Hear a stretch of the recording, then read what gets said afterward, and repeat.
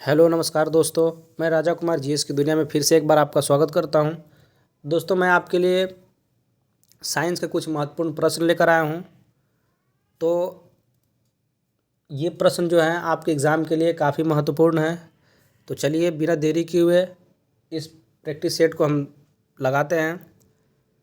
सबसे पहला प्रश्न है, निम्नलिखित में से किसे मानव शरीर का सैनिक कहा जाता है? इसका आंसर होगा WBC। अगला प्रश्न है, यूरिया का निर्माण कहाँ होता है? इसका आंसर होगा यकृत में। अगला प्रश्न है, मनुष्य में जो मांसपेशियों को हड्डी से जोड़ने वाला ऊतक है, यानी मांसपेशी जो है हड्डी और मांसपेशी के जुड़ाव को कहा जाता है। इसका आंसर होगा कंडरा, यानी इसको इंग्लिश में टेंडन कहा जाता है। और जो है उसके बाद अगला प्रश्न है, ADH का पूरा नाम क्या है? ADH का पूरा नाम क्या है? इसका आंसर होगा एंटी डायूरेटिक हार्मोन। अगला प्रश्न है, डैश विटामिन डी सबसे ज़्यादा होता है? तो इसका आंसर होगा कॉड लीवर तेल, यानी मछली के तेल में सबसे अधिक विटामिन डी प्राप्त होता है। अगला प्रश्न है, गार्ड कोशिका में पर वह फैले जाते हैं जिससे स्टोमाटा का प्रभावित होने छिद्र खुल जाता है। इसका आंसर होगा पानी। अगला प्रश्न है, एक पुलिस की गाड़ी सायरन बजाती हुई किसी प्रेक्षक से दूर जाती है, तो सायरन के सामान्य तारत्व यानी तीक्ष्णता के सापेक्ष उसकी ध्वनि का तारत्व कम होगा। इसका उत्तर होगा कम होगा। अगला प्रश्न है, किसी विस्फोट के कारण समुद्र के तल पर बनने वाली लहरें डैश होती है? इसका उत्तर होगा अनुप्रस्थ। अगला प्रश्न है, जल का क्वथनांक डैश? इसका उत्तर होगा वायुमंडलीय दाब पर निर्भर करता है। अगला प्रश्न है, कैपेसिटर किसमें ऊर्जा रखता है? इसका आंसर होगा विद्युत स्थैतिक क्षेत्र में। अगला प्रश्न है, यदि एक इलेक्ट्रॉन पर आवेश 1.6 गुने 10⁻⁻19 और धारा 300 एम्पियर हो तो 1 मिनट में एक लैंप से कितने इलेक्ट्रॉन गुजरते हैं? इसका आंसर होगा 1.125 मल्टीप्लाई 10⁻20। अगला प्रश्न है, ऐसे पदार्थ को जिसका जलीय विलयन जल से अच्छा बिजली का चालक होता है? इसका आंसर होगा साधारण लवण। अगला प्रश्न है, 8GNOH को जल में घुलाकर 250 ml विलयन तैयार करने पर विलयन की मोलारता क्या होगी? इसका उत्तर होगा 0.8। अगला प्रश्न है,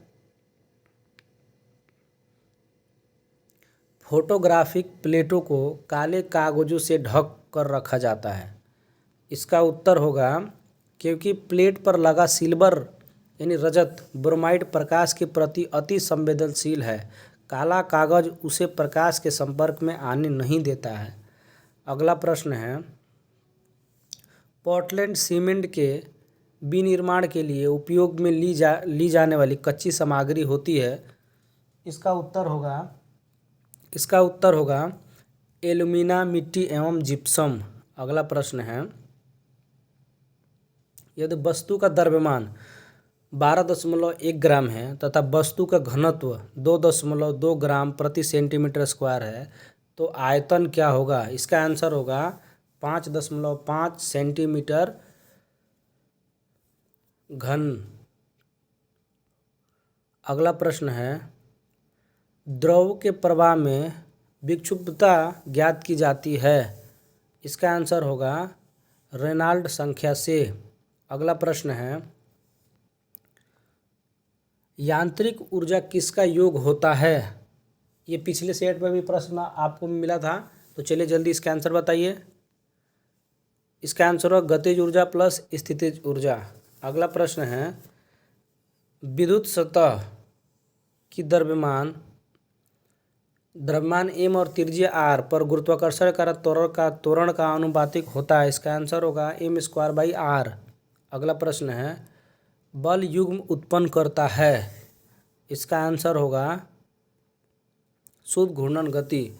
अगला प्रश्न है, 20 kg के पिंड को भूमि के ऊपर 1 मीटर की ऊंचाई पर बनाए रखने हेतु आवश्यक कार्य होता है। इसका आंसर होगा 0।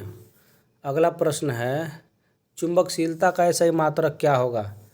तो इसका आंसर होगा हेनरी प्रति मीटर, टेस्ला मीटर और वेबर प्रति मीटर। अगला प्रश्न है, बल युग्म का उदाहरण है। इसका आंसर होगा उपयुक्त सभी। नल खोलना, ढक्कन खोलना, गाड़ी की स्टीयरिंग घुमाना, ये जो है बल युग्म का उदाहरण है। अगला प्रश्न है, यदि 10 न्यूटन और 5 न्यूटन के दो बल एक वस्तु पर एक ही दिशा में लगाए जाते हैं तो वस्तु पर कार्यरत कुल बल कितना होगा? तो इसका उत्तर होगा 15 न्यूटन। अगला प्रश्न है, अनुवांशिक अभियांत्रिकी का दूसरा नाम क्या है? इसका आंसर होगा, दोस्तों इसका आंसर आपको कमेंट सेक्शन में बताना है। तो चलिए फिर मिलते हैं हम आपको नेक्स्ट वीडियो में। तब तक के लिए जय हिंद दोस्तों।